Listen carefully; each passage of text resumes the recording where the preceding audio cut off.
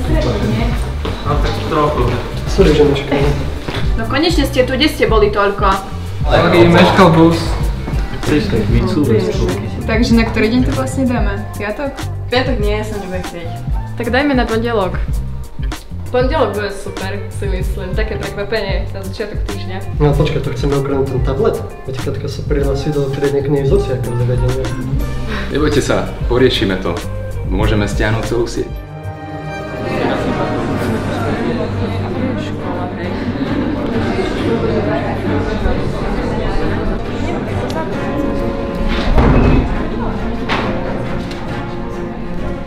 Morning students.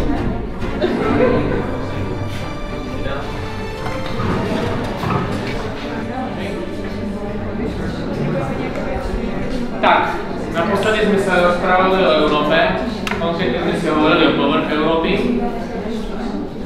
Haló, mládež. Soni, aký je to problém? Vôbec, výborne. Takže, pozrite sa povrchu Európy, konkrétne najvyššie vrch Európy, Mont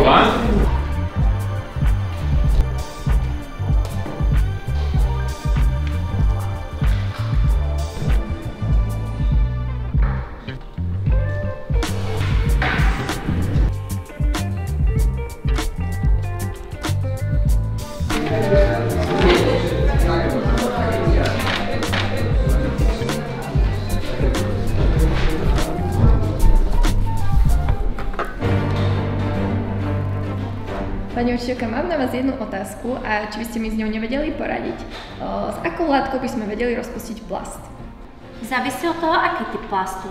Polystyren by sa rozpustil napríklad v acetóne, ale na taký polyetylen, polypropylen alebo polyvinylchlorid by sme potrebovali chlorované uhľovodíky. No dobre, poďme naspäť k téme, čiže našou dnešnou témou sú protolytické reakcie. Pani učiteľka, ja by som sa chcela opýtať, že ktorá kyselina, len tak teoreticky, dokáže zničiť meď? No, vymyselné kyseliny, napríklad taká koncentrovaná kyselina syrová by bola schopná oxidovať meď a tým pádom ju aj ničiť. A pani učiteľka, čo také je pamäťové články z kremíkových polovodičov? Zaujímavá otázka. Kyselina fluorovodíková je schopná leptať sklo, kde je veľké množstvo kremíka. Možno by sa dala využiť aj takto, ale nie som si istá. A pani učiteľka, by ste nám vedeli povedať aj akože, jak dokážeme zničiť epoxidové žilice v OSBčku? Čože? Čo sú toto za otázky? Akože na čo ja vám toto treba vedieť? Dobrý deň, študenti. Dobrý deň. Sonička, prečo necvičíš? Ukážte ženské problémy stále. A ty? A ja. A poď ešte.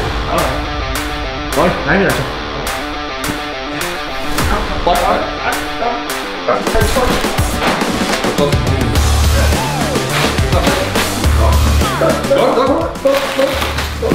Dobre, nový rekord.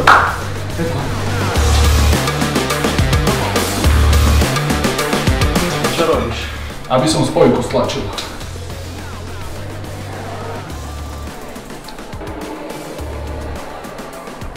Nemáš tam niečo? Vyhral si niečo? Zas nič. Takže, mali ste si premyslieť, kedy píšeme písomku. Termíny boli streda, piatok, pondelok, budúci týždeň. Ktorý ste si vybrali? Pani učiteľka, musíme aj v pondelok písomku. A kedy ju chceš písať? Tak ja neviem, streda alebo piatok, mi to jedno. Takže si ju napíšeme až keď zmaturujete? Nemôžeme to napísať aspoň v útorok? Nemáme hodinu útorok. Chceš písať vám ostaj? Pani učiteľka, ale ja dochádzam. A ja.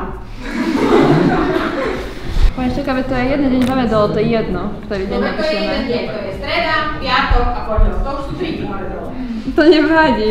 Streda, piatok nie, lebo je skoro a pondelok. Prečo? Máme nejaké tajné plány, alebo máte rande takto? No, dobre, tak v pondelok. No. Bola som v tom ždiari a katastrofa, zase máme plný hotel. Ako ja vážne? No fakt, akože ja už nemôžem. Počúvaj, dáme kávu ešte. Ideme na kampusu. Hej, poď. Poďme.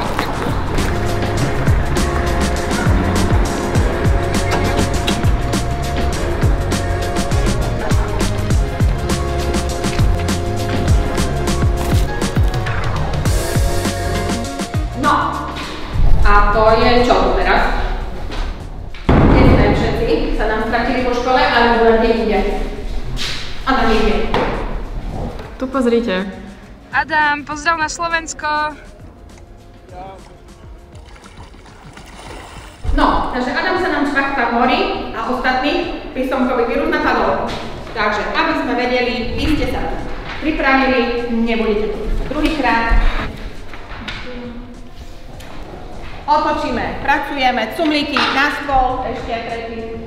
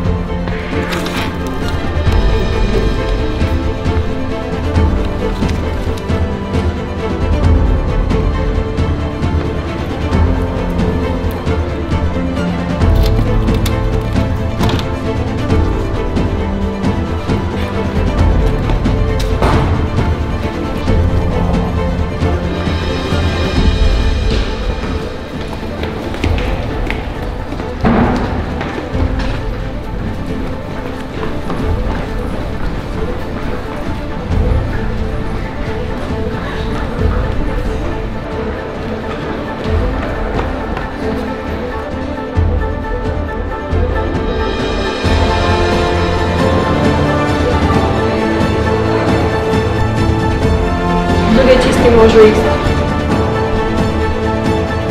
Aj tu, podám ďalej.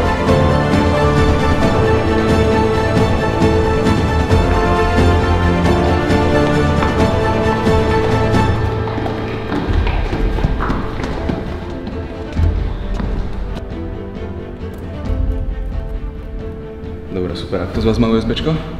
Jasno.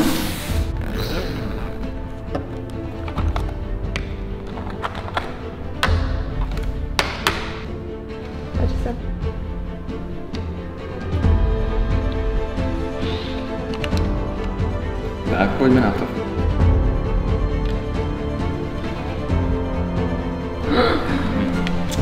A sakra. Výsledok rovnice je kolo. Super. Čo teraz? Daj do fotomatu. Máme tu problém.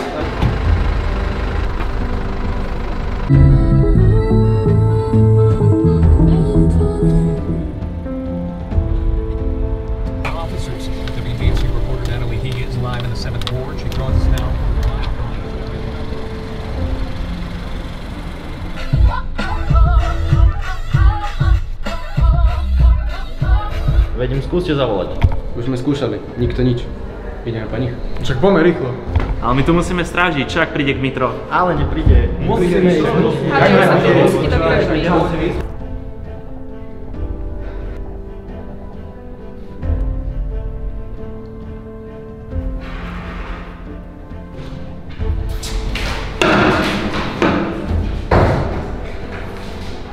Pani šéfka, postavte sa prosím.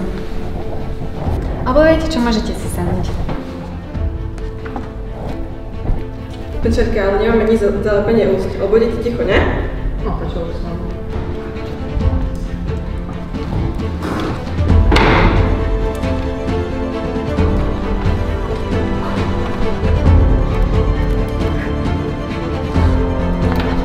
Vyšla mi dvojka.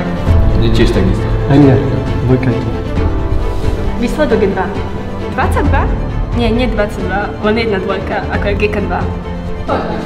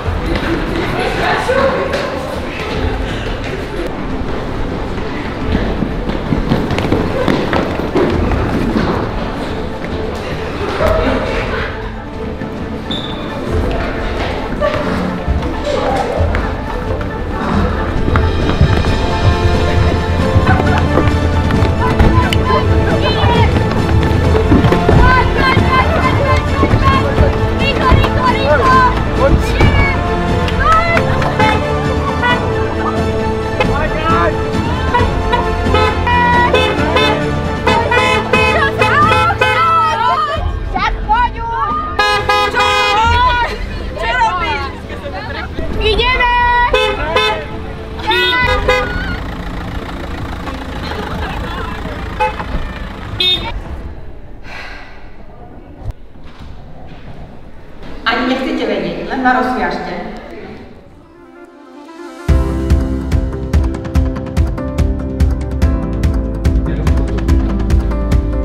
Ale nemáme zapaľovať? Kto ho má?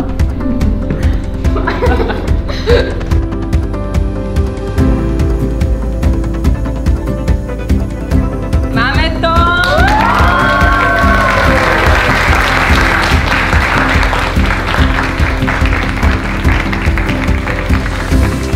Večerka v mene celej 5. CB by sme vás slávnostne chceli pozvať na našu stužkovú slávnosť, ktorá sa uskutoční 8. novembra v M Arene v Prešove. Budeme radi, keď prídete. Ďakujem, príjmam vaše. Ďakujeme krásne.